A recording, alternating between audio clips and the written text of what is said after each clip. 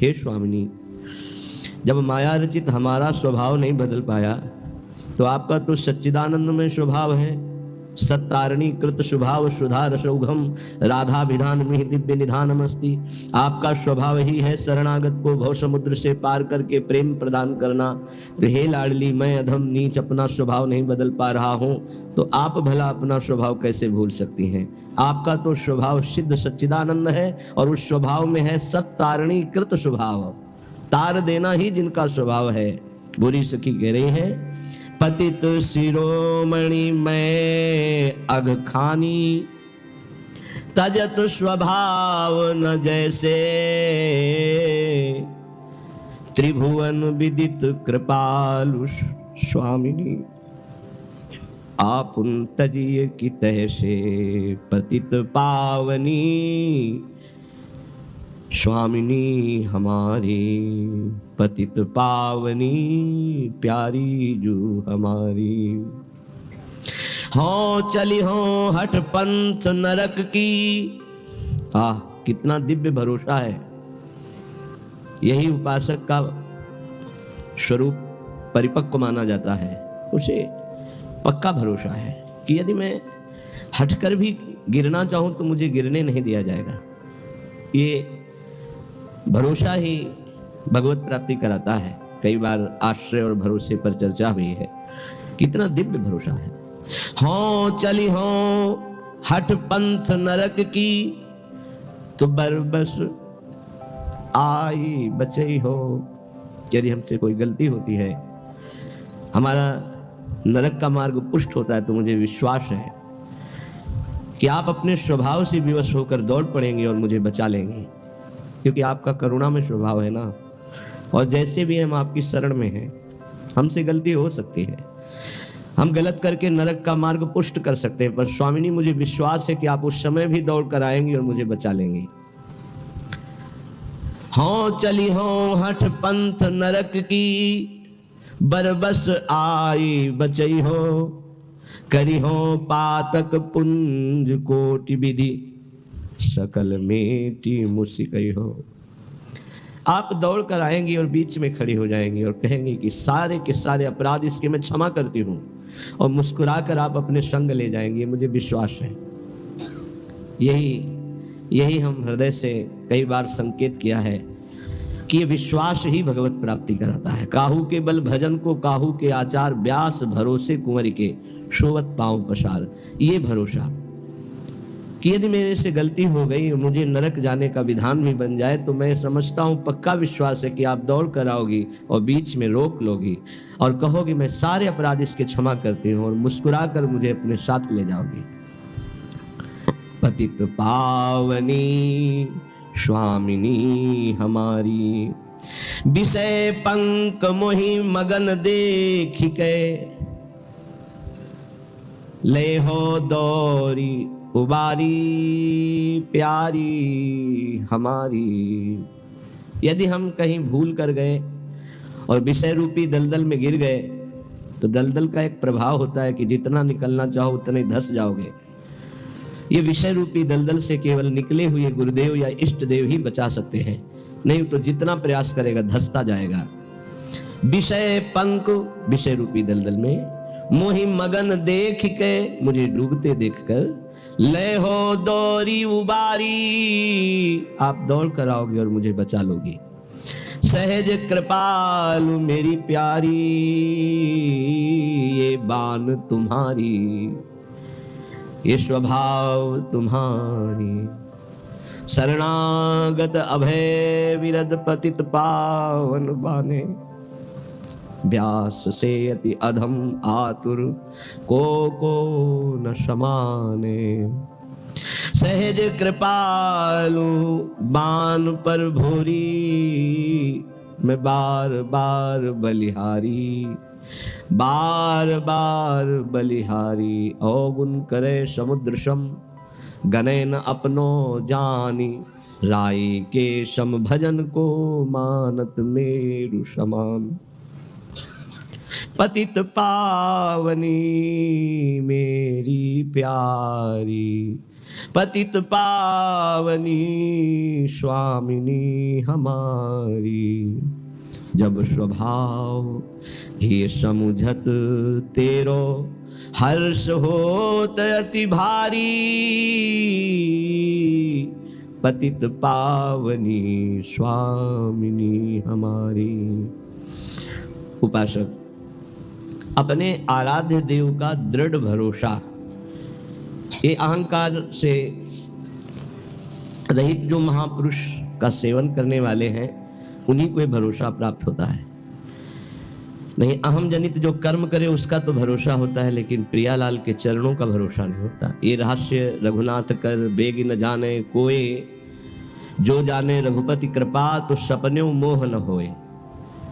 यह रहस्य रघुनाथ कर बेग न जाने कोई, जल्दी कोई ये समझ नहीं पाता। जो समझ गया फिर वो जानत तुम्हें तुम्हें हो जाए, फिर किंचन मात्र भेद नहीं रह जाता, वो अभेद स्थिति को प्राप्त हो, वो प्रेम स्वरूप हो जाता है, जानत तुम्हें तुम्हें हो जाए। श्रीपाद प्रबोधानंद जी महाराज कह रहे हैं ये वृंदावन धाम है। साधो शक्नोषि नो चेत सकलमपि हठात स्वप्न कल्पम विहातुम, तर्हि त्वं ध्याय वृंदावन मनुषं अथोपास्य वृंदावनेशौ, तन्नामान्येव नित्यं जप शततमथो तत्कथां संसृणुष्व, श्रीमद् वृंदावन स्थानथ परिचरभो भोजनाच्छादनाद्यैः। इसमें साधो संबोधन करते हैं, अर्थात ये जन साधारण से ऊपर उठी हुई बात है। जो सतमार्ग में चल पड़ा है, जिसने निश्चय कर लिया है कि इसी जन्म में मुझे प्रिया प्रीतम की प्राप्ति करनी है, वो साधो ही हो गया। वो चाहे पैंट शर्ट में हो, चाहे वो धोती कुर्ता में हो। साधु का तात्पर्य उसके स्वभाव से है, बाहरी वेश से केवल साधु नहीं माना जाता। वेश के साथ आचरण नहीं है तो वेश तो कालनेमी ने भी रख लिया था। वेश तो बहुत से कत्ल करके भी रख लेते हैं, वेश तो बहुत से चोर और ठग भी रख लेते हैं। वेश रखने में कितने मिनट लगता है? थोड़ी देर के लिए वेश रखा, फिर संसारिक वेशभूषा में फिर ऐसे विचरण कर रहे। कई ऐसे प्रसंग पाए गए। वेश का खास महत्व आचरण से है, यदि आचरण नहीं तो वेश का कोई खास महत्व नहीं है। साधो सकनोषि नो चेत सकलमपि हठात स्वप्न कल्पम विहातुम। अय साधो, अय उपासक, तू इतना बात समझ ले कि जितना तू इस संसार का वैभव सुख देख रहा है, एक स्वप्न है, स्वाप्निक है, काल्पनिक है, सत्य नहीं है। हे साधो सकनोषि नो चेत सकलमपि हठात स्वप्न कल्पम विहातुम। यदि तुम मेरी बात मान सको और ऐसा कर सको, क्या ये जितनी भी भोग सामग्री, जितने भी भोग प्रक्रियाएं, जितना भी वैभव, ये एक स्वाप्निक है। श्रीपाद जो कह रहे हैं वो भगवान शंकर पहले ही बोले, उमा कहूं मैं अनुभव अपना, सत हरि भजन जगत सब सपना। बड़े बड़े महापुरुषों ने कहा, ब्रह्म स्तंभ पर्यंतम सर्वम मायामयम जगत सत्यम सत्यम पुनः सत्यम हरेर नामैव केवलम। भगवान नाम केवल सत्य है और सब झूठा है। ये जो आज दिखाई दे रहा है कल नहीं रहेगा, जो कल नहीं था वहां आज कुछ और दिखाई दे रहा है। बड़ा विचित्र माया का खेल है, ये काल्पनिक है, स्वाप्निक है। तर्हि तुम ध्याय, तुम ध्यान करो। किसका? बोले वृंदावन मनुष्यम अथो उपास्य, जो वृंदावन में रात दिन जिनकी उपासना होती है, श्यामा श्याम, इनका तुम ध्यान करो। इस संसार का चिंतन मत करो, ये काल्पनिक है, ये स्वाप्निक है, ये नष्ट होने वाला है। बोले बहुत कठिन है प्रिया प्रीतम का चिंतन करना, श्यामा श्याम का चिंतन करना। तो बोले वृंदावनेशौ, वृंदावन आ जाओ, यहाँ आध्यात्मिक पावर तुम्हारे हृदय में जागृत होगा। बहुत बड़ी सामर्थ्य है धाम की। तुम्हें सत्संग मिलेगा। जब भगवान विशेष कृपालु होते हैं तब सत्संग में भेजते हैं। कोई कोई कृपा की अवहेलना करके सत्संग से लाभ नहीं ले पाते हैं। कोई बिरले होते हैं जो सत्संग रूपी अमृत का पान करते हैं। क्या सत्संग रूपी अमृत से मिलता है? बोले तन नाम अन्य व नित्यम जप, अन्य नहीं, तन नाम। तन नाम श्यामा श्याम का, जहां कहा तरहि त्वम ध्याये, श्यामा श्याम का ध्यान करो। कौन? वृंदावन मनुष्यम अथो उपास्य, वृंदावन में रात दिन जो उपास्य देव हैं, जिनकी उपासना होती, तरहि त्वम ध्याये, उनका ध्यान करो श्यामा श्याम का। बोले बड़ा कठिन है, कैसे ध्यान करूं? तो बोले वृंदावनेशौ, आओ वृंदावन। और वृंदावन में रसिकों का संग करो तो तन नामान्यव, तुम्हारे हृदय में अन्य भाव हट करके नाम में प्रीति होने लगेगी। तन नाम राधा राधा, राधा वल्लभ श्री हरिवंश, राधा वल्लभ श्री हरिवंश। नित्यम जप, नित्य जप, तो तुझे दिखाई देने लगेगा कि संसार स्वाप्निक है। सतत मथो तत्कथाम संसृणुस्व, तू निरंतर सत्संग सुन, भगवत चर्चा सुन। इसका बहुत बड़ा प्रभाव पड़ता है। बड़े बड़े चोर भगवत प्राप्त हो गए, हिंसक भगवत प्राप्त हो गए सत्संग से। सतत मथो तत्कथाम संसृणुस्व, देखो भगवान की विशुद्ध कृपा का फल आप अपने ऊपर। आप यहाँ 2 बजे से 2:30 बजे से 3 बजे से ऐसे तैयार होकर पंक्ति में खड़े रहते हैं। जो सत्संग सुनने के रसिक जन हैं, 4:15 बजे से सत्संग प्रारंभ हो जाता है। आप लोग यहाँ आकर के केवल वो वार्ता ही तो सुनते हैं ना, लौकिक वस्तु तो कोई नहीं मिलती कि बाद में प्रसाद मिलेगा। ये है भगवान की विशुद्ध कृपा कि आप अपनी नींद का त्याग करके, आराम का त्याग करके, शरीर सुख का त्याग करके भगवत सुख के लोलुप होकर सत्संग में बैठे। ये केवल भगवत कृपा है, केवल भगवत कृपा। बिनु सत्संग विवेक न हुई और राम कृपा बिनु सुलभ न सोई। भगवान की कृपा से ये सुलभ। कितने सत्संग में सुन रहे हैं, कितने भारतवासी हैं, कितने हैं, विचार करो। 140 करोड़ कितने लोग सुन रहे हैं, या कितने यूट्यूब से सुनेंगे, उनमें से कितने पकड़ेंगे, भगवत कृपा पात्र ही सुन पाएंगे। सतत मथो तत्कथाम संसृणुस्व, भगवत प्रेमी महात्माओं के मुख से भगवत चर्चा सुनो, प्रिया प्रीतम का नाम जप करो। और बहुत जोर की बात करें, अगर नाम में प्रीति नहीं हो रही, भगवत चर्चा सुनने में प्रीति नहीं हो रही, तभी तुम ध्याये वृंदावन। रात दिन जिनकी उपासना कर रहे हैं रसिक जन, उन प्रिया प्रीतम का ध्यान नहीं हो रहा, तो फिर कह रहे श्रीमद वृंदावन स्थानत परिचर भो भोजना छादनाद्यैः वस्तु कोटि गुणम श्रुतम सकृतम वासो नवासादिभिः। तुम्हें एक उपाय बता रहे हैं जिससे तुम्हें जल्दी लाभ मिल जाएगा कि जो वृंदावन वास कर रहे हैं भगवत प्रेमी जन, आप उनकी सहायता कर दो, परिचर्या कर दो। भोजनाच्छादन दी, उनके जल की व्यवस्था, भोजन की व्यवस्था, वस्त्र की व्यवस्था, वास की व्यवस्था। वस्तु कोटि गुणम श्रुतम सुकृतम वासोन्नवासादि भी। वस्त्र है, अन्न है, जल है, व्यवस्था उनके रहने की।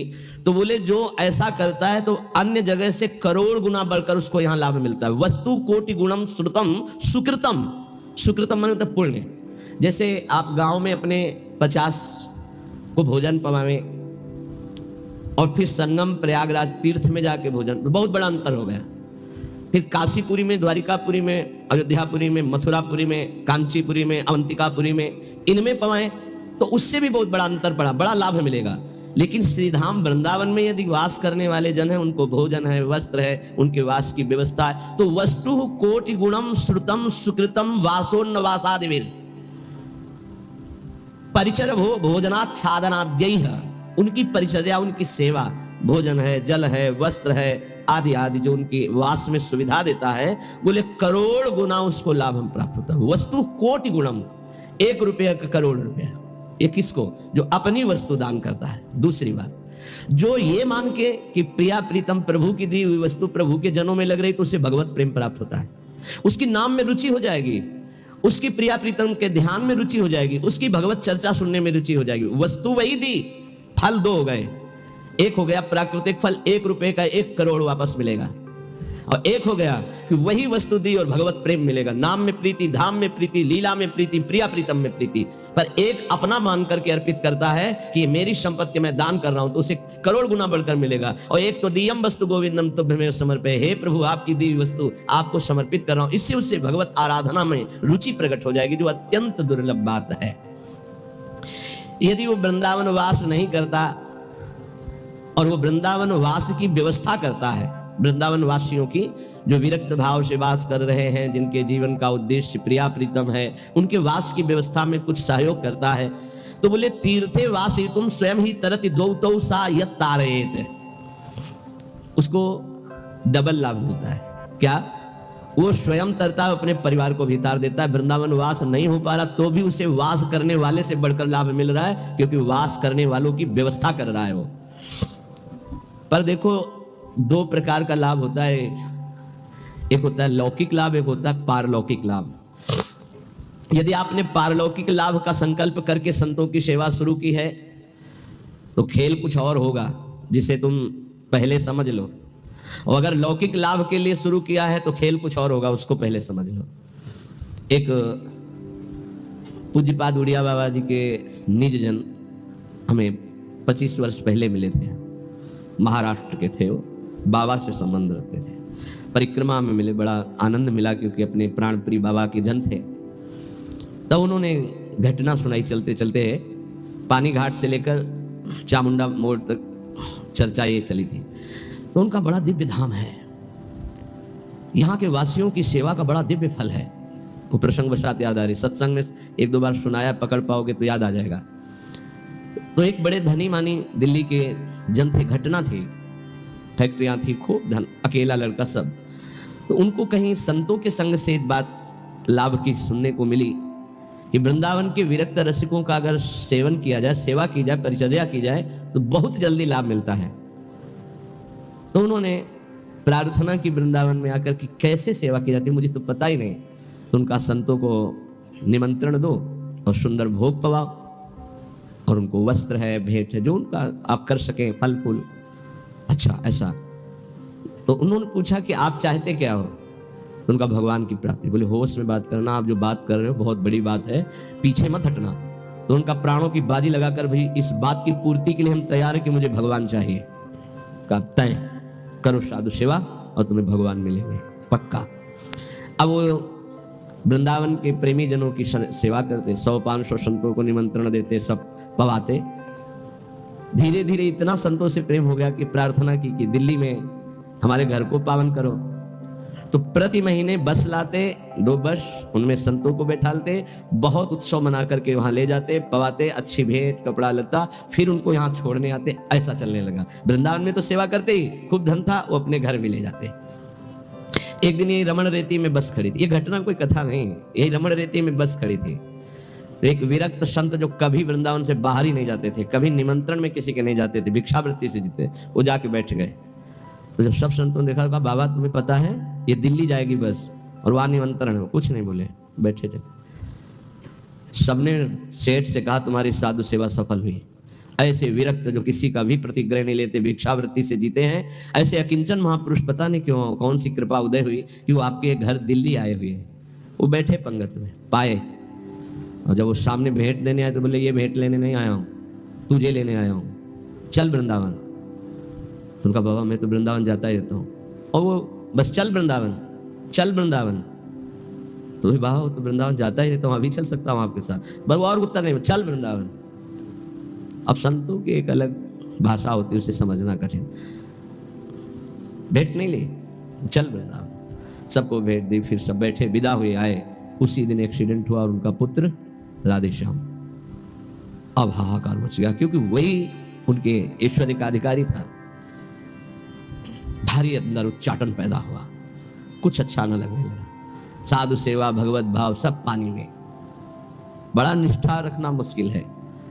जब ये खबर वृंदावन आई तो वही संत गए जो हमें चर्चा सुना रहे थे, और जाकर उसे कहा कि ए भाई, वो ऐसे नहीं आए थे, वो जो विरक्त आए थे, वो आपको भगवान की प्राप्ति कराने आए थे। चलो वृंदावन, आप अश्रद्धा मत करो, ये आपके लिए बहुत बड़ा योग बना है। तुम्हारा पुत्र भगवत प्राप्त हो गया है। शरीर पूर्व प्रारब्ध कर्म के अनुसार एक्सीडेंट से छूटा, पर वो भगवत प्राप्त हुआ। शरीर का हेतु जो छूटने का होता है बड़े बड़े महापुरुषों को होता है। जैसे पूज्य बक्सर वाले मामा जी, बड़े महापुरुष, भगवत कीर्तन होते हुए जा रहा था और एकदम एक्सीडेंट हुआ और बोले राधा, बरसाने से दर्शन करके जा रहे थे कहीं भगवत संगोष्ठी में, शरीर पूरा। तो शरीर का हेतु पूरा होना उसकी गति से मतलब नहीं रखता। बोले तुम्हारा पुत्र परम गति को प्राप्त हुआ है। अब वो सब मिटिया मेट कर दिया, सब बेच बाच करके सब संतों में बांट दिया। वृंदावन आकर पति पत्नी भगवत प्राप्त हो गए। वो बात उन संत भगवान ने सुनाई। ये कब होता है? डरना मत, मुझे भगवान चाहिए, मुझे भगवान चाहिए। क्यों? ये भगवान चाहने वालों के साथ ऐसा क्यों होता है? क्योंकि ये भगवान ही सब रूपों में है। वो कहते हैं मेरे इन रूपों को तो तुम्हें पसंद, आओ मेरे सच्चिदानंद रूप में आओ। तो सबकी ममता ताग बटोरी तुम नहीं कर सकते, वो बटोर लेते, आओ मेरे सिवा रह नहीं गया कोई। ये कृपा होती है। हे युधिष्ठिर, जिस पर मैं कृपा करता हूं उसका सबसे पहले प्रियजनों से वियोग कराता हूं और धन का अपहरण कर लेता हूं और किसी का भी किसी योग्य न रखकर, किसी काम लायक न रखकर उसे ऐसा कर देता हूं कि सिर्फ मेरा ही भरोसा, मेरा ही आश्रय। तो एक शब्द में कहा, उसका सर्वनाश कर देता हूं। आओ होली खेलो, सर्वनाश की होली खेलना हो तो श्री कृष्ण से प्यार करना। डर गए ना? डरना मत। सर्वनाश का मतलब है तुम्हारी मृत्यु का नाश, तुम्हारे काम, क्रोध, लोभ, मोह, मद, मत्सर, हर विकार का नाश। और सच्चिदानंद स्थिति में ऐसा नहीं है कि सबके धन का अपहरण कर। अम्बरीश जी चक्रवर्ती सम्राट, दशरथ जी चक्रवर्ती सम्राट, वृषभानु जी, नंद बाबा, बड़े बड़े महाभागवती हैं जिनके आंगन में भगवान घुटने के बल खेल रहे हैं। कभी कभी भक्तों के अनेक जन्मों के संस्कार को भस्म करते हुए माया समेट लेते हैं। यही माया है, मैं और मोर तोर तय माया। तो यहां कह रहे हैं, जो अपनी वस्तु मानकर दान करता है उसे करोड़ गुना बढ़। ये अच्छा लगता है, ये अच्छा लगता है। एक देव करोड़ भंजाओ। और दूसरा है, आपकी वस्तु आपको समर्पित तो सीधे आपको प्राप्त करेगा, प्रभु को, अनंत काल तक के लिए महान वैभव संपन्न, सुख संपन्न प्रभु के समीप। जो हमारे प्रीतम है, जिनके हम अंश है, वास्तविक जो हमारे संबंधी है, ये तो सब संबंध का नाटक है, वास्तविक सत्य संबंध हमारा प्रभु से है। तो श्रीपाद कह रहे, बहुत सुंदर उपाय बता रहे हैं। साधु सकनो से, यदि तुम ऐसा कर सको, संपूर्ण संसार स्वाप्निक है, इसका त्याग कर प्रिया प्रीतम का ध्यान करो। बोले बड़ा कठिन, कैसे करूं? बोले आओ वृंदावन रसिकों का संग करो, तन नाम जप, उनका नाम जप करो, नाम कीर्तन करो, लीला कथा सुनो, तुम्हारी प्रीति हो जाएगी प्रिया प्रीतम में। बोले बहुत कठिन है, इसमें भी मन नहीं लगता। तो फिर ऐसा करो, जो वृंदावन वासी विरक्त जन, उनको भोजन कराओ, उनके वस्त्र की व्यवस्था करो, उनके वास की व्यवस्था करो, उनके वास की सुविधा दो। वस्तु कोटि गुणम श्रुतम सुकृतम वासोन्न वासादि भी, वस्त्र और वासादि की व्यवस्था, भोजन भोजनाच्छादन की व्यवस्था। तो बोले वास ही तू स्वयं ही तरती, वो स्वयं तर जाएगा। और दो तवस यत तारेत, और दो को तार देगा, आगे की पीढ़ी और पीछे की पीढ़ी, उनको भी तार देगा। प्रेमानंद रसात्म धामनि परे वृंदावने वासको, तो आश्चर्याम वृषभानुजा प्रियरतिम प्राप्नोत्यनायासतः, अनायास उसे प्रिया प्रीतम के चरणों में प्रीति प्राप्त हो जाएगी, जो वृंदावन वासियों से प्रीति करते हैं। पूज्य श्री मथुरा दास जी के वचन, बहुत बड़े महापुरुष थे। वो कहते थे कि ए जी, हम तुमको एक गुप्त बात बताएं, तुम किसी वृंदावन वासी से ऐसा प्रेम कर लो कि वो तुम्हारी याद करे। वो भगत नहीं आया, बस जान लो कि प्रिया प्रीतम जरूर तुम पर रीझ जाएंगे, कोई यहां का वासी तुम्हारी याद कर ले। अब ऐसे नहीं कि हमारी याद कर लेना, ऐसे आचरण करो कि वो तुम्हारी याद करे, ऐसी प्रियता बढ़ाओ कि वो तुम्हें अपना कहे। अच्छा, बहुत दिनों बाद आप दर्शन दिए, कई बार याद आया, आपकी स्मृति आई, अहो भाग्य, धाम में बैठकर भजन करने वाले आपकी याद करें। ये पूज्य मथुरा दास जी कहते थे, तुम ऐसा अपनापन करो किसी वृंदावन वासी रसिक से कि वो तुम्हारी एकांत में सेवा का स्मरण करके याद करे, तुम्हारे आचरण, तुम्हारा स्वभाव, तुम्हारी भजन पद्धति, तुम्हारा अपनापन, वो एकांत में तुम्हें याद करे। तो कह रहे, प्रेमानंद रसात्म धामन परे वृंदावने वासकस्त्वाश्चर्याम वृषभानुजा प्रिय रतिम, आश्चर्य की बात, प्रियाजू के चरणों में प्रेम प्राप्त हो जाएगा इन वृंदावन वासियों की सेवा से। और कहते प्राप्नोत्य अनायासता, इसके लिए तुम्हें कोई साधना नहीं करनी पड़ेगी, अनायास प्रेम की प्राप्ति हो जाएगी। निष्किंचनान कृष्ण रसे निमग्नान महानिरीहान जनसंग भीतान। पर सेवा जो निष्किंचन है, अकिंचन महापुरुष, जो प्रियालाल के अनुराग में रंगे हुए हैं, उन्हीं को निष्किंचन कहा गया है। प्रियालाल के सिवा जिनका कोई नहीं है, ऐसे कृष्ण रसे निमग्नान, जो प्रिया प्रीतम के प्रेम रस में निमग्न है, ऐसे की सेवा से प्रिया प्रीतम का प्रेम रस प्राप्त होता है। ध्यान रखो, छल कपट का भी बहुत राज्य है। यही पास में ही राजा था कंस, कहीं दूर नहीं था। तो अगर कृष्ण की नगरी है तो पास में कंस की भी नगरी है, तो उसका भी प्रभाव होता है। जैसे आपने 100 रुपया दिया और उस 100 रुपये का किसी ने मदिरा पान किया, जिसको दिया, अब वो आपके सुकृत नष्ट हो जाएंगे। बहुत धन देने के लिए पात्रता की अत्यंत आवश्यकता है, बिना पात्र के धन मत दीजिएगा। भोजन के लिए पात्र और वस्त्र के लिए, इसके लिए नहीं सोचना। जैसे कोई ठंडी में कांप रहा है तो पात्रता नहीं देख रही, भोजन भूखा है उस पवा दो, पात्रता नहीं देखनी। हमारे सामने भोजन पाओ बैठ के, हम तुम्हें जितना पाओगे पवा देंगे। सर्दी है, ये लो कपड़े ओढ़ लो, ठीक है। लेकिन जब रुपया देने की बात आवे तो बहुत होश में देना चाहिए कि उस रुपये का क्या करेगा। निष्किंचना नाम कृष्ण रसे निमग्नान, बहुत छल है। कोई बिरला, सैकड़ों में कोई बिरला एक ऐसा जो भगवान के मार्ग में विशुद्ध चलना चाहता, नहीं तो ये माया ऐसी बुद्धि भ्रष्ट कर देती है कि वेश का दुरुपयोग और नौटंकी। अगर हम ऐसे को अर्थ देते हैं, ऐसी की व्यवस्था करते हैं, तो हम भी पाप के भागी होते हैं। इसलिए पात्र देख करके, ऐसा नहीं कि मनमानी, पात्र देख करके। भगवान के निज जनों के द्वारा कभी अभद्र व्यवहार नहीं हो सकता, ये बिल्कुल दिमाग में लिख लो। ऊसर बरसई तृण नहीं जामा, संत हृदय जी में उपज न कामा। जैसे ऊसर में तृण नहीं जमता, ऐसे संत के हृदय में अभद्र भाव नहीं आ सकता। भूल न देह कुमारग पाऊं। ये जो जीने के लिए इस वेश को स्वीकार कर लेते हैं, उन बहुत हानि हो जाती है, क्योंकि उनका उद्देश्य केवल रसेंद्रीय जनेंद्रीय इंद्रियों का भोग होता है और बहुत बुरी तरह उपहास करते हैं इस वेश का। इसलिए यहां जहां सेवा की बात आई है, वहां एक शब्द और आ गया है, निष्किंचना नाम कृष्ण रसे निमग्नान। जो अकिंचन है, जिनका प्रिया प्रीतम किसी और कोई लक्ष्य ही नहीं है, श्री कृष्ण रसे निमग्नान, जो श्रृंगार रस महामाधुर्य रस वृंदावन का उसमें मगन है, ऐसों की सेवा बहुत सोच समझ के। ऐसा कहीं तुम्हारा कदम ना हो कि इस वेश से ही घृणा हो जाए, क्योंकि बहुत विचित्र खेल है। यहां समझ पाना बड़ा मुश्किल, बड़े बड़े धोखे में हो जाते हैं। दर्शन भक्त अनूप और रूप न शोभित प्रीति बिनु, और भरम भटकत भूप श्री हरिवंश कृपा बिना। सेवक जी कह रहे हैं ऐसा स्वरूप है दर्शन का बाहरी, महापुरुषों के वचनों पर स्थित हम बहुत सोच समझ कर संग करें, बहुत सोच समझ कर सेवा करें। श्री कृष्ण रसे निमग्नान, यहां धोखा नहीं है। जहां भगवत भक्ति है, जहां भगवत प्रेम है, पहली बात तो ये समझ लीजिए कि भगवान की प्रधानता रखने वाला मांग नहीं रख सकता, ये पक्की बात है। रोटी के सिवा, रोटी की मांग की हर संप्रदाय के आचार्यों ने अनुमति दी। भगवान शंकराचार्य अद्वैत सिद्धांत के, उन्होंने कहा भिक्षान्नम औषधम, औषधि की तरह भिक्षान्न से उदर पोषण। हमारे भूख लगेगो मांग खाऊंगो गिनो सांझ सवेरो, अन्यथा नहीं। ये धन की लोलुपता और श्री कृष्ण रस निमग्न, इसमें बहुत जमीन आसमान का अंतर है। बोले ठाकुर सेवा के लिए चाहिए, कब आदेश किया ठाकुर जी ने कि हमारे लिए तुम धन मांग करके लाओ? वो तो कह रहे मये वो मनाधत्सो मई बुद्धि निवेश, मेरे में मन लगाओ, मेरे में बुद्धि लगाओ। है तुम्हारे पास तो चढ़ाओ, नहीं है तो एक अशोक का पत्ता लो और ऐसे लगा लो, सोने के मुकुट से भी बढ़कर ठाकुर जी राजी हो जाएंगे। पत्रम पुष्पम फलम तोयम ये में भक्त्या प्रेक्षति।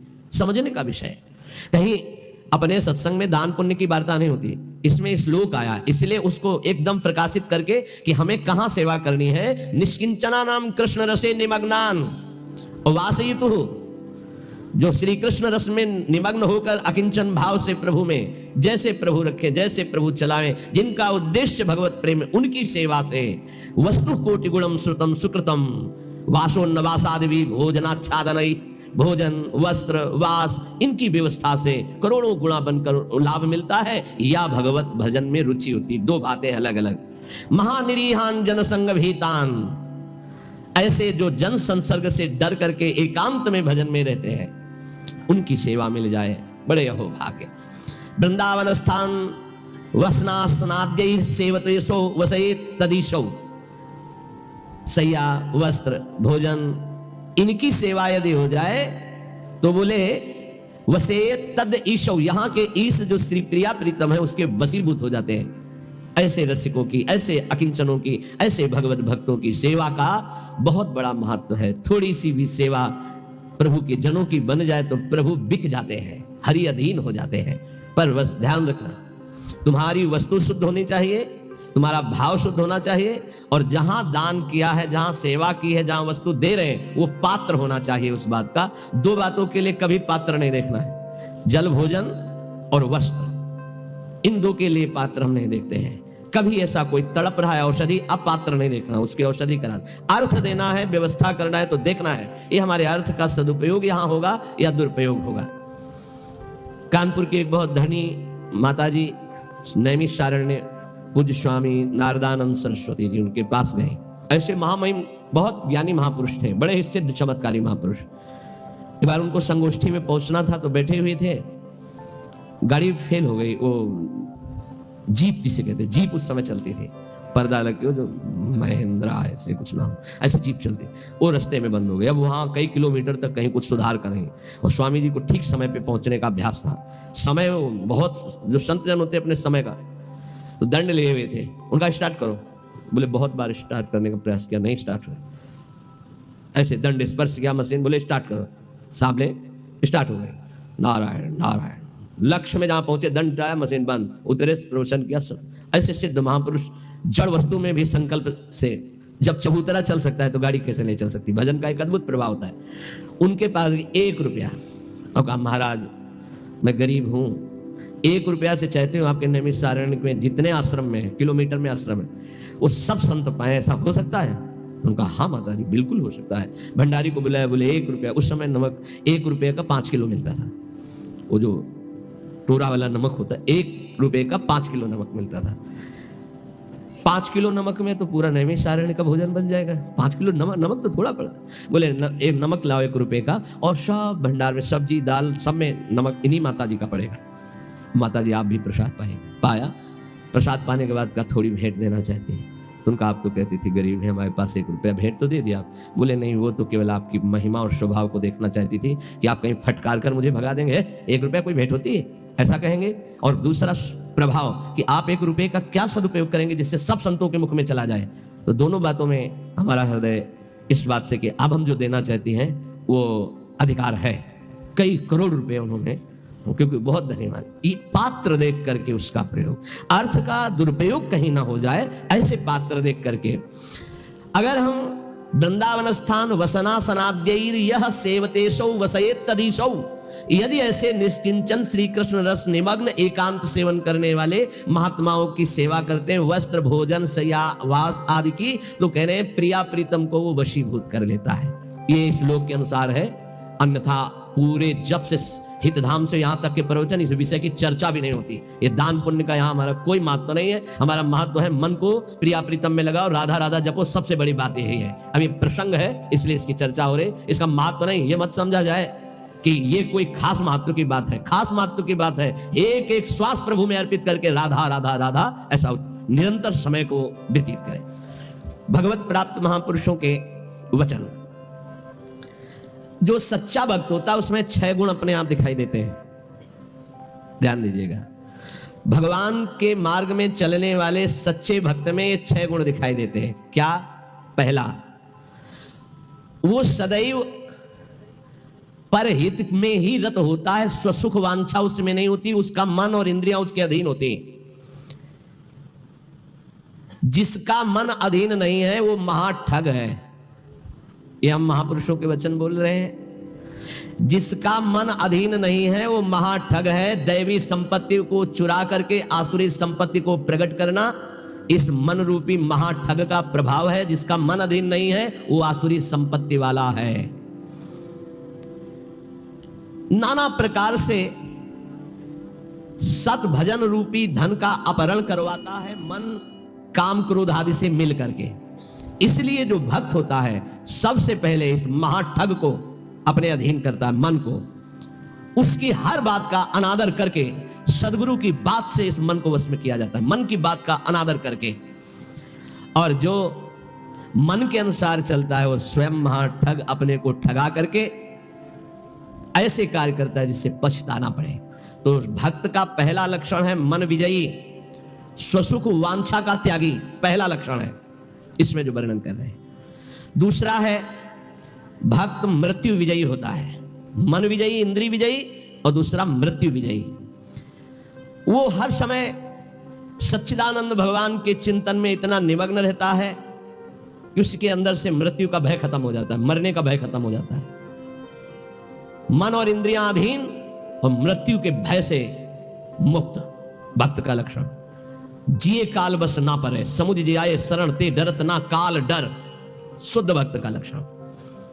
तीसरा, सदैव गुरुदेव और भगवान के अनुकूल ही कार्य करने वाला, जिससे गुरुदेव की आज्ञा पालन और भगवान की प्रसन्नता हो, उसके अलावा कोई भी अन्य कार्य उस भक्त के द्वारा नहीं हो सकते। अर्थात तस्मात् शास्त्रम प्रमाणन्ते कार्याकार्यो व्यवस्थितो, उसके आचरण साधुता के अनुकूल, गुरु के अनुकूल, शास्त्र के अनुकूल, भगवान के अनुकूल। श्री कृष्ण अनुकूलेन प्रतिकूलस्य वर्जनम, प्रतिकूलस्य वर्जन, प्रतिकूल को त्याग दिया, विसर्जनम पूर्ण रूप से त्याग दिया। पहला है मन और इंद्रियों को वश में करने वाला। अगर मन और इंद्रियों को वश में नहीं किया तो महाठग होगा, क्योंकि मन बहुत ठगी है, वो सारी दैवी संपदा को चुराकर आसुरी संपदा प्रकाशित करता है, इसलिए उसका स्वभाव ठगी हो जाएगा जो मन और इंद्रियों को वश में नहीं किया। ठगी का मतलब पाखंड, बाहर से बड़ा और अंदर से पोला, अंदर से वही काम क्रोध लोभ मोह मद की प्रवृत्तियां, वही धन वही भोग वासनाएं, बाना कुछ और है और आचरण कुछ और है। दूसरा है मृत्यु पर विजय प्राप्त की, मृत्यु के भय का नाश हो गया, वही भक्त है। पहला लक्षण शरणागति में आता है निर्भय, मृत्यु का भी भय खत्म हो गया है। तो जो साधक है वो चल रहा है, लेकिन वो मृत्यु से थोड़ी डरता है, वो तो चल रहा है प्रभु की तरफ। और जो प्रभु का भक्त हो चुका है उसके अंदर मृत्यु का भय कैसे होगा। तीसरा, भूल न दे कुमारक पाऊं, गुरु और इष्ट के प्रतिकूल आचरण बन ही नहीं सकता भक्त के द्वारा। वो सदैव गुरुदेव की आज्ञा और इष्ट देव की प्रसन्नता पर ध्यान रखकर कार्य करता है। चौथा, सदैव देखता रहता है कि मेरे गुरुदेव मेरे इष्ट देव मुझे देख रहे हैं, मैं जो भी आचरण कर रहा हूं मेरे गुरुदेव देख रहे हैं, मेरे इष्ट देव देख रहे हैं। एक शिष्य बनने के लिए दो लोग गए, गुरु ने दोनों को तरबूजे दिए, कहा एक तुम जाओ ऐसी जगह से अमनिया करो जहां कोई देख ना रहा हो, ऐसी जगह जाके काटो जहां कोई देख ना रहा हो। एक आए, थोड़ी देर में काट के बैठ गए, बोले उसको भी आ जाने दो। शाम तक घुमा, लौट के ऐसे ही पूरा रख दिया, जिससे अमनिया की हुई बैठे थे उनसे पूछा कि तुम बहुत जल्दी आ गए अमनिया करके, कहाँ? बोले प्रभु एक ऐसे एकांत स्थल में गया, आसपास देखा कोई नहीं था, चिड़िया भी नहीं थी, वहां से काट के ले आए। अच्छा, आप क्यों नहीं शाम तक घूमते रहे? बोले प्रभु मुझे कोई ऐसा स्थान नहीं दिखाई दिया जहां आप न हो। आपने कहा था कोई न हो, तो मुझे कोई ऐसा स्थान नहीं दिखाई दिया, क्योंकि अखंड मंडलाकारम व्याप्तम चराचरम, आप चराचर में व्याप्त मेरे गुरुदेव हैं, मेरे गुरुदेव देख रहे हैं, इसलिए आपने कहा था कोई ना देख रहा हो। तो प्रभु हर समय आप मुझे दिखाई दे रहे थे, इसलिए मैंने काटा। तो जो काट लिए थे उनसे कहा तुम तरबूज पाओ और निकल लो, तो तुम्हारी दीक्षा नहीं होगी। और जो नहीं काटे थे उनसे कहा तुम दीक्षा के अधिकारी हो। ये चौथा, जो हर समय ये देख रहा है कि मेरे गुरुदेव मुझे देख रहे हैं, मेरे इष्ट देव मुझे देख रहे हैं, मैं जो भी आचरण कर रहा हूं मेरे गुरुदेव देख रहे हैं। पांचवा, ये भक्त का लक्षण, अपने परिवार से तनिक भी मोह ना होना। भगवत, चाहे गृहस्थ हो चाहे विरक्त, भगवत भाव होना, मोह ना होना। मोह गए बिनु राम पद होई न दृढ़ अनुराग। भगवान की ही तरफ हर वृत्ति, सब में भगवत भाव, मोह किसी से नहीं। और छठवां, महान दुख विपत्ति को आदर पूर्वक मुस्कुरा कर सहना। समझ में आ रहा? ये है भक्त के लक्षण। महान दुख, जो गुरु भक्त होता है उसमें दया, नम्रता, साधुओं से प्रेम, दंभ शून्यता, असंगता, निष्कामता, तीव्र वैराग्य, शांति, एकांतवास, केवल भगवान से संबंध, ये 10 बातें जागृत हो जाती हैं जो ये गुरु की शरणागति लेकर के आराधना करता है। सज्जन, साधुजन, भक्तजन उसे ही कहते हैं जो किसी भी माता बहन में काम भाव न देखे, जो किसी से धन लेने की चाह न करे, जो दूसरे के दुख को देखकर स्वयं दुखी हो जाए, और जो हर समय ईश्वर को अपने सामने रखता है, उसे कहते हैं साधु। उसे साधु कहते हैं, चाहे वो गृहस्थ हो चाहे विरक्त हो। फिर किसी भी स्त्री की तरफ काम भाव न करना, दूसरे के धन लेने की भावना का त्याग करना, दूसरे को दुखी देखकर स्वयं दुखी हो जाना, और हर समय ईश्वर के सानिध्य का अनुभव करना। सर्वत्र भगवान है तो यहाँ भी भगवान है, सबके भगवान है तो मेरे भी भगवान है, सब समय भगवान है तो इस समय भी भगवान है, सबको देख रहे हैं तो मेरे को भी देख रहे हैं। श्री भगवान का अखंड स्मरण, सब में समता का व्यवहार, संतों में विशेष भाव, नम्रता और प्राण मात्र में भगवत भाव, ये स्वाभाविक भक्त के अंदर आने लगते हैं। जो विषयों का संग्रह, भोगों का चिंतन, दूसरे शरीरों का आकर्षण भोग वासना से, और रुपया पैसा की प्रियता, वो महामूर्ख है, वो भगवान का भक्त नहीं हो सकता। महामूर्ख इसलिए कि मूर्ख उसे कहते हैं जो कबाड़ बटोरता है, बुद्धिमान उसे कहते हैं जो कीमती वस्तु लेता है। कीमती वस्तु हरि नाम है, भगवान को छोड़कर कबाड़ बटोर रहा है। भेष बहुत अच्छे व्यापारी का है और कबाड़ बटोर रहा है। भेषधारी हरि के उर साले, भगवत ऋषि जी ने कहा। जब तुम्हारे सामने धर्म और भजन की बात आवे तो उसे कल के लिए मत टालिए, तुरंत उसे स्वीकार कीजिए। और जब पाप की बात आवे तो तुरंत कल के लिए टाल दीजिए, उसको लंबा टाल दीजिए। शायद अभी बुद्धि ठीक नहीं है, उसको लंबा टाल दीजिए। लेकिन धर्म और भजन और सेवा की बात जब आवे तो उसे कल के लिए मत टालिए। अभी काल करे सो आज कर, आज करे सो आप पल के में परलय होएगी, बहुर करेगो कब। भोजन की चिंता का तनिक भी भाव भक्त के हृदय में नहीं होता, भोजन कहां मिलेगा। दूसरा, अर्थ की व्यवस्था से जीवन यापन करने का स्वभाव भक्त का नहीं होता। तीसरा, भयानक रोग आने पर मस्ती में कोई फर्क ना पड़े। चौथा, कोई भी संग ना दे तो भी असंग भाव में नित्य मगन रहे। ये भक्तों के लक्षण वर्णन हो रहे हैं। भोजन की चिंता का त्याग, धन की व्यवस्था से जीने की भावना का त्याग, भारी रोग की स्थिति में मस्ती में कोई फर्क ना आवे भक्त का लक्षण, और किसी के भी संग में उसकी कोई रुचि नहीं है, असंगता का उसको सुख है। जब हम नए नए संत वेश में थे तो श्री स्वामी ओंकारानंद सरस्वती जी महाराज नजफगढ़, बहुत बड़े महापुरुष थे, उनके दर्शन करने गए तो उन्होंने कहा, अच्छा बेटा संत बन गए हो। पहले से वो कृपा करके घर जाया करते थे, बहुत से संत भगवान जाते थे। तो बहुत अच्छा, बहुत अच्छा। देखो बेटा, संतों का जीवन, आज उसे लिखा पाया यहाँ, वहाँ तो उसमें समझाया था तो समझ गए। जो संतों में लक्षण, तो वो श्वान के 10 लक्षण महान संतों में पाए जाते हैं, ये लिखी है इसमें बात। और वो बात हमको बचपन में बताई थी इससे, इसीलिए जो आप लोग सुनते हैं सब संतों की झूठन है, महापुरुषों के अनुभव है, जो छाती का अनुभव सब मिलाकर तभी आपको जो कुछ भी वो तभी अनुभव में आता है। उन्होंने उनके श्रीमुख से, जो ये तो अभी तो बताएंगे, उनके श्रीमुख से बेटा बोले पहला लक्षण, एक बार मैं भिक्षा मांगने गया तो जिसके दरवाजे पे गया तो उसने रुको, रुक गए। तो क्यों रुके? चल भाग यहाँ से। मैं चल दिया, स्वामी जी रुको रुको रुको, आ जाओ। फिर गए, बोले 7 बार बेटा उसने दबकाया, 7 बार भगाया, 7 बार मैं वापस गया, 8वीं बार उसने भिक्षा दी। ठीक बोले, कुत्ते का ऐसा ही स्वभाव होता है, ऐसे करके रोटी डालो, डंडा मारो, फिर कुछ करो, फिर आ जाएगा। उसको माना अपमान का किंचन मात्र ध्यान नहीं रहता। ऐसे ही महान संतों का स्वभाव होता है। एक स्वभाव कि आप ऐसे करो, फिर तो एक बार देखेगा, फिर लौट के आएगा, फिर आप डंडा हुआ, फिर दबका दो, फिर वो जय बार करोगे तय बार वापस। उसे माना अपमान का बोध नहीं होता। श्वान के ये 10 लक्षण महान संतों में पाए जाते हैं। वो अपनी भूख मिटाने के लिए माना अपमान का ध्यान नहीं करता भिक्षान के द्वारा। इसमें केवल इतना संकेत विस्तृत से उन्होंने बताया था। दूसरा, बोले बेटा जब बंदर सर्प को पकड़ लेता है, बोले तुमने देखा नहीं होगा, मैंने देखा, ऐसे वो फन पकड़ता है और पेड़ में ऐसे रगड़ता है, फिर कान में लगाता है, अगर वो सूंघ हुआ जरा सा फिर रगड़ता है उसको। बोले उसके मरने पर भी 100 बार रगड़ता है उसको।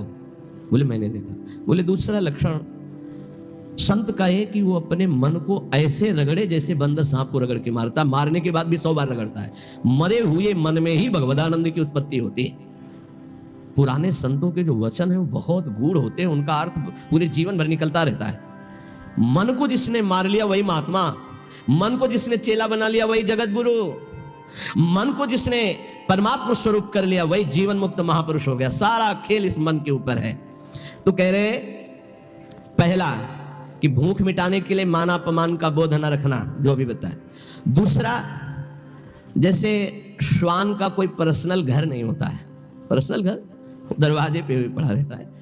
अच्छा, जहां मिला वहां पा लिया, दरवाजे पे पड़ा है। बोले जो भगवदा अनुरागी विरक्त होते हैं उनका निज ग्रह नहीं होता, वो भगवत ग्रह में वास करते हैं। भगवान जहां वास दे दिए, या भगवान के मंदिर या भगवान के धामों में, या फिर घर के अंदर नहीं वास करेंगे। ध्यान रखना, हमने देखा है कि बहुत से बड़े बड़े महात्मा जन आए, कभी घर में वास करने की बात नहीं, बाहर खपरेला था उसके नीचे, या स्कूल सामने था वहां, या किसी देवालय में, कभी घर में शयन करने की नहीं। वही जो हमारे महात्माओं की रहनी, उसी को भूला जाता है, इसलिए धोखा खा जाया जाता है। विरक्त होकर गृहस्थों की सैया पर शयन करोगे, अपने आप को संभाल पाओगे, सवाल ही नहीं उठता है। दूसरा बताया कि जैसे श्वान जमीन में शयन करता है, भूमि शयन वलकल वसन, ऐसे महापुरुषों का होता है। जैसे भगवान रखे वैसे जीवन यापन करते हैं, अपनापन कहीं नहीं है प्रभु के सिवा। तीसरा, भक्तों की निद्रा कैसी होती है? श्वान निद्रा तथैव च, बिल्कुल तस्मात् शास्त्रम प्रमाणम, श्वान एकदम सावधान, ऐसी निद्रा, सदा सजग निद्रा में वो रहता है भक्त, सावधानी से। उसका ऐसा सोना नहीं होता कि कुछ कुंभकर्ण के अंश वाले नींद वाले होते हैं। कुंभकर्ण कैसे जगह जानते हैं? उसके पेट में बड़े बड़े भाले ऐसे सब, हाथी की चिगाड़ कान में। जब भूख लगे, भोजन की खुशबू गई, तब कुछ असर आया उसको कि तो ऐसे ही जब 11-12 बजे भूख का, तब भले नींद खुले, नहीं तो ऐसे ऐसे महापुरुष हैं कि निद्रा समाधि स्थिति 10-10 बजे तक सोते हैं। हमें लगता है कि अगर परसेंट जोड़ा जाए तो 80% ऐसे सोते हैं। 20% होंगे पूरे देश में जो जगते होंगे 4 बजे 3 बजे और अपनी साधना भजन में, नहीं तो प्राय ऐसे 2 बजे तक मस्ती की और फिर सो गए, 11 बजे तक सो रहे, और भगवान सूर्य उनकी आयु श्री कीर्ति यह सबका अपहरण कर रहे हैं और उनको पता नहीं। भक्ति की निद्रा स्वान निद्रा तथैव च। और इसके बाद कब वो दरवाजे से चला गया पता नहीं चला। ऐसे सच्चे संतों को देखा है अपने वहां की, रात्रि में कब वो बिस्तर लेकर के निकल गए पता नहीं चला। प्रायः सुबह जब उनको ओम नमो नारायण करने के लिए गए तो तख्ता खाली मिला है। कभी ये बता के नहीं कि मैं जा रहा हूं, कभी नहीं। कहां जा रहा हूं, कभी नहीं। आए और गए, जब उनको जाना उठे चल दिए, जैसे श्वान कब चला गया, क्योंकि उनका कहीं आसक्ति नहीं, कहीं अपनापन नहीं। 5वां, केवल अपने इष्ट देव का ही भरोसा रखना, अन्य का कहीं किंचन मात्र आश्रय न होना। जैसे श्वान भगवदीय भिक्षा से जीवित रहता है, भगवदीय अब किसी के मन में डाल दिया, खा ले, नहीं मिला तो पूरा दिन भूखा रह सकता है, रहते। स्वाद बुद्धि का त्याग करके तिरस्कार पूर्वक मिली हुई भिक्षा भगवदानंद को प्रकट करती है। कौन ऐसी भिक्षा पाना चाहेगा? वही जिसको भगवान चाहिए। स्वाद रहित तिरस्कार पूर्वक, कैसे कुत्ते को रोटी दी जाती है, ऐसे फेंक दी जाती है ना, या ऐसे जमीन में डाल दी जाती है। तिरस्कार पूर्वक स्वाद रहित अन्न भगवदानंद की उत्पत्ति करता है और दीनता का प्रकाश करता है। अगर कोई अपमानित करे और बार बार अपमानित करे तो भी उसके हृदय में उसके प्रति द्वेष ना होने पावे, ये श्वान वृत्ति से लिया गया। जब अवगुणी लोग तपस्वियों को, साधुओं को निंदा या अपमान या पिटाई करते हैं तो उनकी ओर पलट कर रोष भरी दृष्टि से कभी ना देखना। बहुत मारा तो रोते हुए चल दिया, बस लौट कर नहीं देखा। जैसे ये लक्षण संतों में पाए, और ये हमने स्पष्ट देखा। आपको ये तो लक्षण आज बता रहे हैं, तो कई बार बताया कि रास में हरगोविंद स्वामी के पांडाल में, यही भोगला के आगे बना हुआ है, संयोग के साथ हम भी पीछे खड़े दर्शन कर, तो दिगंबर भगवदाकार स्वरूप रास ऐसे देख रहे थे, बड़ा ही हष्ट पुष्ट एकदम, और त्वचा एकदम वो तपस्वी अलग ही दिखाई दे। पता नहीं क्या भगवान की लीला। एक पीछे से बूट पहने हैं, मारा एक लात ऐसे, वो आगे बस रास बिहारी को नेत्रों से ऐसे किया, मुड़ गए। 5-7 बार उसने दौड़ दौड़ के लात मारी, महाराज पीछे मुड़ के नहीं देखे। वो बलिहार है किस कोट, अब कौन जाने कि किस कोट के अवधूत महापुरुष है, क्या अपना सर्वनाश कर डाला उसने। वो लौट करके नहीं देखे कि कौन मार रहा है, क्यों मार रहा है। और एक और खास वृत्ति श्वान में, वो ऐसे नहीं चलता, वो सदैव ऐसे चलता है।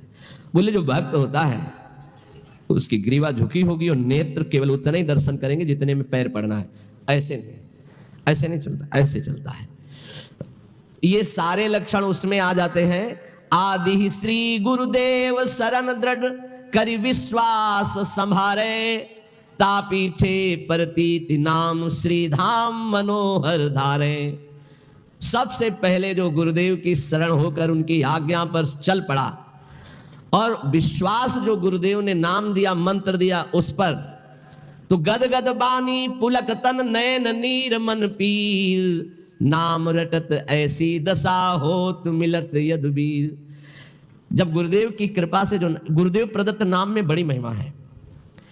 जो ही नाम जब गुरुदेव के अनुसार होता है, मनमानी नहीं, मनमानी आचरण नहीं, तो बोले गदगद कंठ हो जाता है, आवाज नहीं निकलती सही ढंग से, नेत्रों से अश्रु बहने लगते हैं। जब नाम रटते हुए ऐसी दशा हो तो जान लो प्रभु के मिलने का समय आ गया है।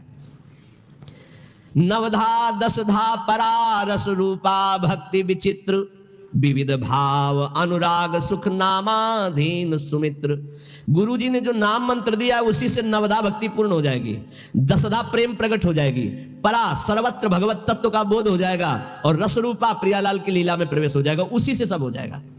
तुम पकड़ो गुरु जी के प्रदत्त जो नाम है, मंत्र है, विविध भाव अनुराग सुख नामाधीन सुमित्र। ऐ सुंदर मित्र मेरी सलाह मान ले, गुरुदेव प्रदत्त नाम से नवधा दसधा परा रस रूपा भक्ति विचित्र और विविध भाव अनुराग सुख नामाधीन सुमित्र। जो गुरु प्रदत्त नाम है वो नवधा भक्ति पूर्ण कर देगा, वो तुम्हारे हृदय में दसधा प्रेम प्रकट कर देगा, परा तत्वबोध प्रकट कर देगा, रस रूपा लीला प्रवेश करा देगा, विविध भावों के द्वारा आराध्य देव की सेवा, ये सब नाम से प्राप्त हो जाता है।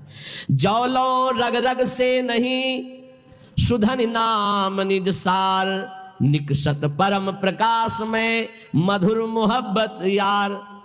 ए मित्र, जब तक तुम्हारे रोम रोम में नाम की धड़कन नहीं समा जाएगी तब तक ये मोहब्बत नहीं होगी प्रभु से, प्यार नहीं होगा प्रभु से। इसलिए रटिलो मन मन लीन सहित श्री नाम ही तोलो। सब कलम से एक भक्त ने प्रश्न किया कि दिन दुना रात चौगुना भक्ति बढ़े, ऐसा साधन बताइए। एक ही ऐसा साधन है, मन मन से, बस नाम मन मन से। अगर दिन दुना रात चौगुना भक्ति न बढ़े तो आप हमसे बताइएगा। ये सब बाहरी सेवाओं का, बाहरी कार्यों का फल है कि आपका अंदर का चिंतन तैल धारावत इष्ट देव में हो जाए। पूरे जीवन के लक्ष्य की बात कह रहा हूं। हमारी गुरुदेव भगवान के प्रदत्त यही बचपन से निष्ठा बन गई थी कि एक भी श्वास खाली नहीं जानी चाहिए। बस ये अहोभाग्य कि हमें गुरुदेव भगवान ने बचपन में ही ये सूत्र डाल दिया था, एक भी श्वास सुमिरन के बिना जाए तो धिक्कार तुम्हारे जीवन को। तो ना माला में ना गणना में इस पे हमारी कभी रुचि नहीं रही, गायत्री जी के सिवा। गायत्री अनुष्ठान के लिए जो नियम दिया गया था उसमें गणना थी कि उसका पुरस्चरण पूरा करने के लिए इतने माला इतने घंटे, वो छोड़कर इसके अलावा कभी गणना में नहीं बुद्धि रही, श्वास में बुद्धि रही। बोले जब मन और मन दो मन है, एक है जो असत मार्ग में जाता है और एक है जो सत मार्ग में। वही मन जलता है कि मैंने ऐसा क्यों किया, और वही मन करवाता है। तो मन दोनों, हमारा जो असत मार्ग का मन, सत मार्ग का मन है, जब दोनों एक होकर केवल मन नामाकार हो जाए, दो मन से सौदा होता है। कर लूं क्या यार, ये करना सही रहेगा कि नहीं रहेगा, नहीं सही रहेगा, नहीं यार कर लेते हैं। ऐसे प्रत्येक कर्म जो होते हैं संकल्प विकल्प करके, संकल्प विकल्प खत्म, एक निश्चय पक्का बुद्धि का कि नाम ही सर्वोपरि है। अब वो मन में निरंतर नाम रट रहा है। तो बोले फिर जो आनंद प्रकट होता है, वो आनंद एक बार प्रकट होता है फिर कभी नष्ट नहीं होता, वो बढ़ता रहता है। वो बड़े बड़भागी जन हैं जो इस नाम में अपनी रुचि कर पाते हैं। पर जो अशुद्ध भोजन पाते हैं, चोरी करते हैं, मस्खरी करते हैं और पर नारी पर शरीर स्पर्श करते हैं काम भोग के लिए, और वो चाहते हैं कि हम भजन कर ले या भक्त रूप रख के निर्वाह कर ले, तो बोले वो पाखंड है, वो दम्भ है, नहीं भजन नहीं। फिर देख लीजिए, जो अच्छा भोजन करना चाहते हैं, जो हंसी मस्खरी मजाक में समय व्यतीत करते हैं, जो पराई नारी पराय तन को काम भाव से स्पर्श करते हैं और चाहते हैं कि मैं दीदार करूं प्रभु का, भजन करूं प्रभु का, भक्त बेसदार, बोले दम है, वो पाखंड है। इसलिए इन बातों का सुधार हमारे जीवन में रहे। जवान का चटोरापन छोड़ दिया जाए। बहुत ही खा लिया यार, कितना खाओगे, आज ये कल वो कल, तुम्हारी इच्छा नहीं होनी चाहिए। इच्छा रहित भोजन करो। देखो ये बात बैठा लीजिए, बहुत जरूरी है। इच्छा रहित, इच्छा क्या है तुमसे खुद पूछा जाए तो तुम्हारे हृदय में ढूंढने पर इच्छा ना निकले आज क्या बनाना चाहिए, तो आपके हृदय में ही नहीं आना चाहिए कि क्या बनाना चाहिए, ये नहीं होना चाहिए। तो ये चटूरापन गया, मस्खरी हंसी मजाक है। नारायण हरि भजन में पांचों सुहात विषय भोग, निद्रा, हंसी, जगत प्रीति, बहुबात। कुछ साधकों का स्वभाव होता है चुटकी लेना, मजाक करना, विनोद करना। हमें लगता है सुधार करना चाहिए इस पर। उदासीन गंभीर स्वभाव